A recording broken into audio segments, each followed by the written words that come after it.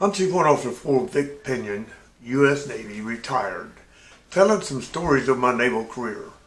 Well, this one was while I was serving as the leading chief of the base at Naval Auxiliary Landing Field at Crow's Landing, California. Previous leading chief had retired from his naval career, and the officer in charge had promoted me to being the chief of the base. Well, time went on and we're doing pretty good. We're very undermanned, but we can open the base and operate full days and all that stuff.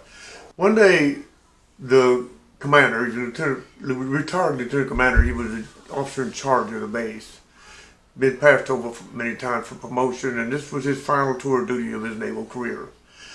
So he came in the office. He didn't come in about once a week, for nearly about 4 hours. But this time he came in and he says, Chief, he says, in the safe there, we've got the contract for the farmer that's farming, leasing the farmland. And part of his lease is to clean out the irrigation ditches that run through the base. And he's supposed to clean them out and spread the dirt around, not let it pile up over 4 feet high on the ditch banks, on the side of the ditch. Well, they were already, my goodness, way higher than that. They were at least 6 feet high above the level plain. And and it turned out the guy is starting to clean those ditches now. And he's piling that dirt up even higher. So I broke out, so the ONC went on back home, I guess, and I broke out the contract and I read it. And sure enough, it did require that. It was a safety measure for any aircraft that might slide off the runway or whatnot. They didn't want him hitting those ditch banks and wrecking himself worse.